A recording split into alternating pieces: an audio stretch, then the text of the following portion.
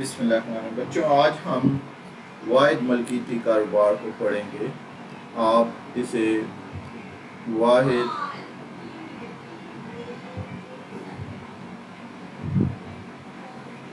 ملکیتی کاروبار آج ہم پڑھیں گے۔ انگلش میں ہم اسے کہتے ہیں سول پروپرائٹرشپ۔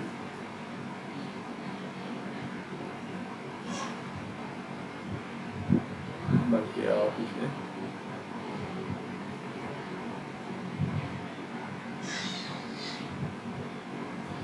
سول ٹریڈرشپ بھی بول سکتے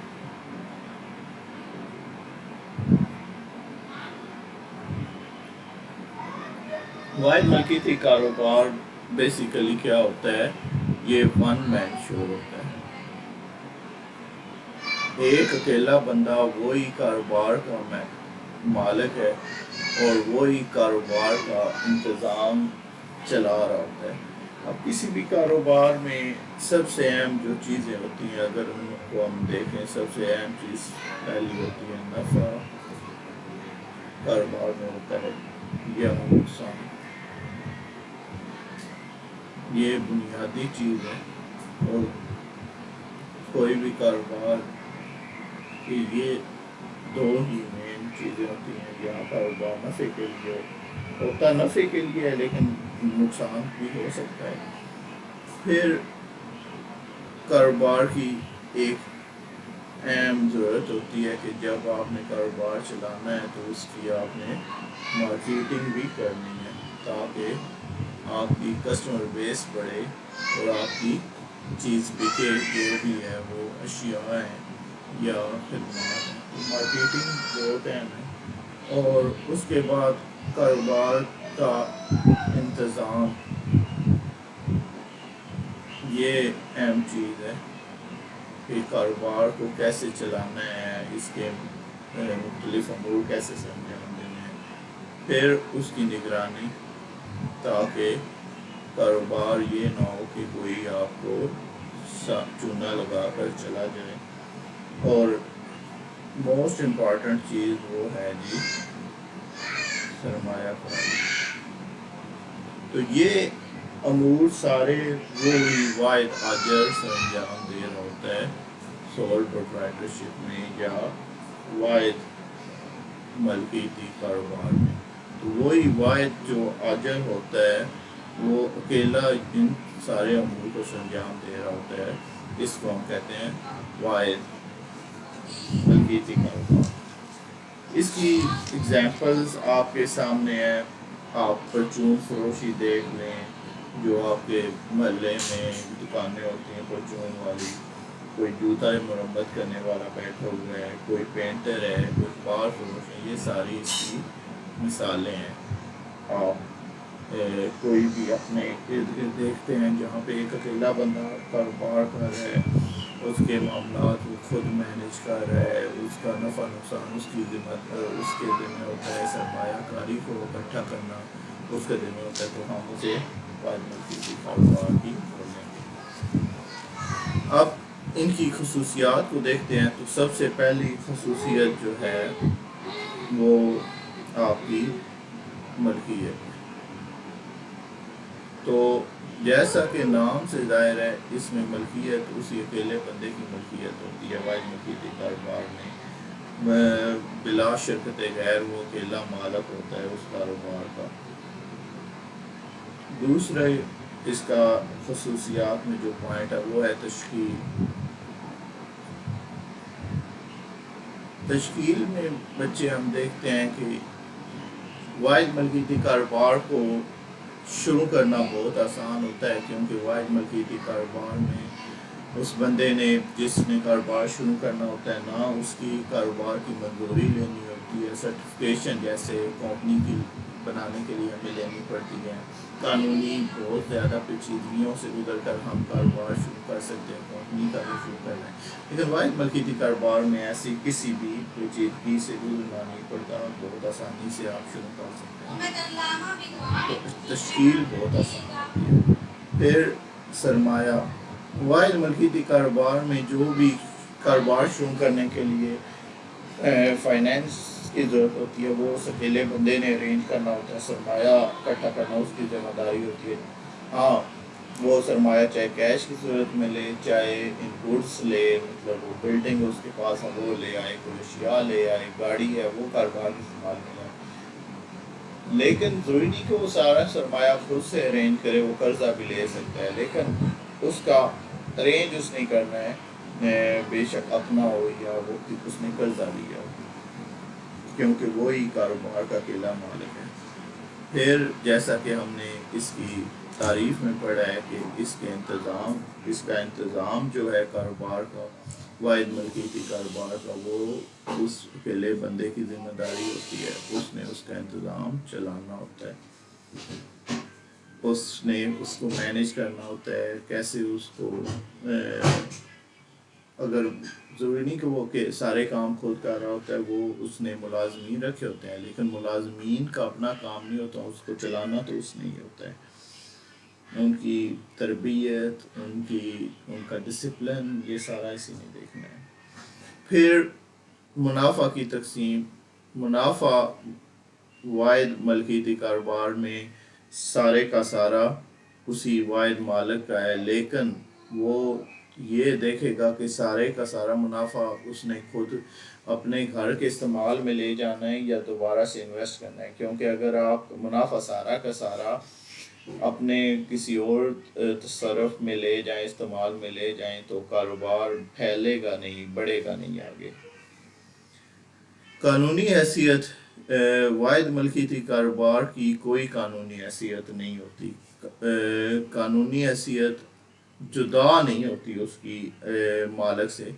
اگر وہ آپ کمپنی کی بات کرتے ہیں تو کمپنی میں اگر کسی نے کیس کرنا ہے تو وہ کمپنی پہ کرے گا، تو وہ کمپنی پہ ہوگا، اس کے شیئر ہولڈر پہ نہیں ہوگا، مالکوں پہ نہیں ہوگا۔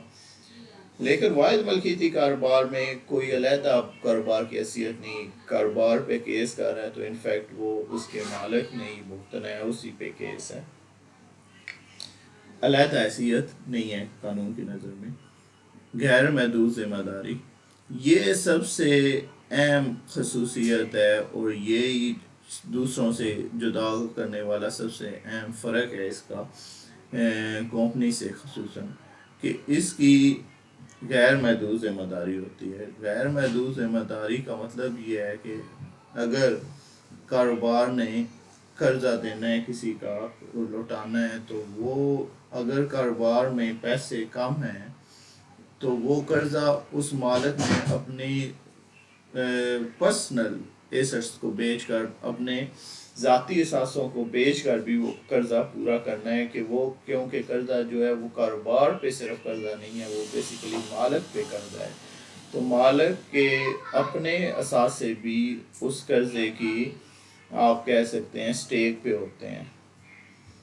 پھر قانونی پابندی، واحد ملکیتی کاروبار میں شروع کرنے میں یا اس کے معاملات میں کوئی اگر تو کوئی کاروبار ایسا ہے کہ جس میں آپ کو قانونی پابندی ہے، مثال کے طور پر کوئی خاص گورنمنٹ نے کہا ہے کہ یہ کاروبار شروع کرنا ہے تو اس کی باقاعدہ آپ نے اجازت لینی ہے، اس کے علاوہ کوئی کسی قسم کی قانونی رکاوٹ نہیں ہوتی، اجازت کی ضرورت نہیں ہوتی۔ پھر نائنتھ اس کا پوائنٹ یہ ہے کہ غیر یقینی صورتحال، غیر یقینی صورتحال سے مراد یہ ہے کہ واحد ملکیتی جو کاروبار ہوتا ہے وہ کیونکہ ایک بندے نے شروع کیا ہوتا ہے اور اسی کی ذمہ داری ہوتا ہے، اب وہ بندہ نکما ہے فرض کریں تو وہ کاروبار ڈوب جائے گا، وہ بندہ قابل ہے تو کاروبار اوپر چلا جائے گا، خدا نخواستہ وہ بندہ کسی اور مصروفیت میں مصروف ہو گیا ہے یا اسے کوئی مسئلہ آ گیا ہے، اس کی صحت کو کوئی مسئلہ ہو گیا ہے، تو کاروبار آگے نہیں چل پائے گا، تو اس کی کامیابی اسی بندے کی صحت اور اسی بندے کی صلاحیت پہ اس کا انحصار ہوتا ہے۔ پھر ہم اس کی بات کرتے ہیں 10واں پوائنٹ اس میں جو ہے وہ غر تک فراہمی۔ گھر تک فراہمی کا مطلب یہ ہے کہ کیونکہ یہ چھوٹے پیمانے پہ کاروبار ہوتا ہے اور اس میں سرمایہ کثیر نہیں ہوتا، چیزیں آپ اتنی زیادہ مقدار میں نہیں بنا رہے ہوتے جو اگر وہ مینوفیکچرنگ کا کاروبار ہے، تو اس لیے ہم یہ کہہ رہے ہوتے ہیں کہ ایک گلی میں بھی شروع ہو سکتا ہے یہ کاروبار، ایک محلے میں شروع ہو سکتا ہے، تو گھر تک آپ چیزوں کو فراہم کر سکتے ہیں۔ اس میں آپ کی جو زیادہ تر ایک آپ کہہ سکتے ہیں کہ نقل و حمل میں یہ بڑا اس کا بنیادی رول ہوتا ہے چیزوں کی آپ تک پہنچانے میں۔ پھر قلیل پیمانہ پیدائش، ایک واحد ملکیتی جو کاروبار ہوتا ہے اس کی یہ بھی ایک خصوصیت ہوتی ہے کہ آپ چیزیں چھوٹے پیمانے پہ بنا رہے ہوتے ہیں۔ آپ فرض کریں اگر بڑا کاروبار ہے کمپنی کی صورت میں، تو پھر آپ نے بہت زیادہ مقدار میں چیزیں بنانی ہوتی ہیں، لیکن اگر آپ کا واحد ملکیتی کاروبار ہے، کیونکہ آپ اتنا پھیلا نہیں سکتے، ایک اکیلا بندہ اتنا پورے ملک یا پوری دنیا میں تو نہیں مینیج کر سکتا، تو اس سے پھر چھوٹے پیمانے پہ چیزیں بنانی ہوتی ہیں اور پھر اس کے لیے را مٹیریل بھی اسی طرح درکار ہوتا ہے۔ پھر ایک بہت اہم خصوصیت ہوتی ہے واحد ملکیتی کاروبار کی کہ اس کی عمر محدود ہوتی ہے۔